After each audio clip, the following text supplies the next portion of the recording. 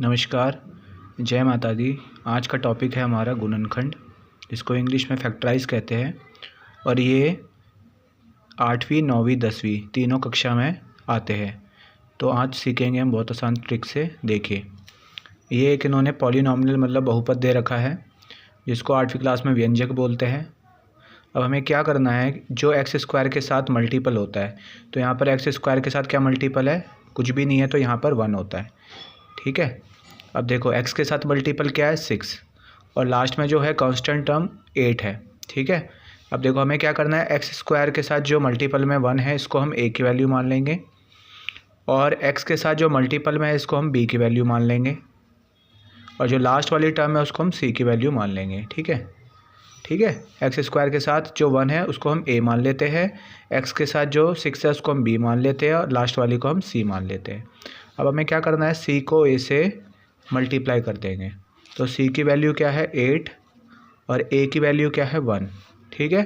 हमने क्या करा, c को a से मल्टीप्लाई कर दिया, तो क्या आ गया 8 1 जा 8 आ गया, 8 1 जा 8। अब हमें क्या करना है, हमें दो नंबर ऐसे ढूंढने हैं जिनको मल्टीप्लाई करने पे तो 8 आए, प्लस का 8, और प्लस या माइनस करने पे 6 आना चाहिए जो बीच वाला नंबर है। ठीक है। दोबारा बता देता हूँ, हमने c को a से मल्टीप्लाई करा तो 8 1 जा 8 आया। अब हमें दो नंबर ऐसे ढूंढने हैं जिनको मल्टीप्लाई करने पे तो क्या आए, प्लस का 8, और प्लस या माइनस करने पे क्या आना चाहिए, 6 आना चाहिए। ठीक है। तो वो दो नंबर क्या होंगे, वो दो नंबर होंगे आपके 4 और 2। क्यों? क्योंकि 4 2 जा 8 भी होता है और 4 में जब हम 2 प्लस करते हैं तो 6 भी आता है। तो हमारी दोनों ही शर्तें पूरी हो गई, हमें मल्टीप्लाई करने पे 8 भी मिल गया और प्लस करने पे हमें बीच वाला 6 भी मिल गया। ठीक है। तो इसको हम ले लेते हैं, तो हमें बीच वाले नंबर को चेंज कर देना, आगे वाला तो सेम लिखेंगे हम, एक्स स्क्वायर प्लस, अब 6x को हम चेंज कर देंगे, तो क्या लिख सकते हैं हम, 4x प्लस 2x, और लास्ट वाली जो टर्म है उसको सेम लिखेंगे हम। ठीक है। अब देखो, हमें क्या करना है, ग्रुप बना लेना, दो दो का जोड़ा बना लेना है। अब हमें क्या करना है, इसमें कॉमन निकालना है। तो देखो, इधर x की पावर 2 है, इधर x है, तो ये वाला x यहाँ कॉमन आ गया और इसमें से एक x यहाँ पर कॉमन आ गया। ठीक है।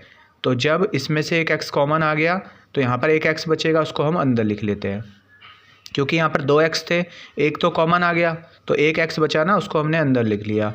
अब प्लस है तो प्लस, अब ये वाला x तो यहाँ कॉमन आ गया, यहाँ पर बचेगा 4। ठीक है। इसी तरीके से हमें इसमें कॉमन निकालना है, तो पहले प्लस लगाएंगे। अब देखो, इधर 2 है, इधर 8 है, तो इधर कॉमन क्या आएगा, हमारा 2 आएगा कॉमन। क्यों?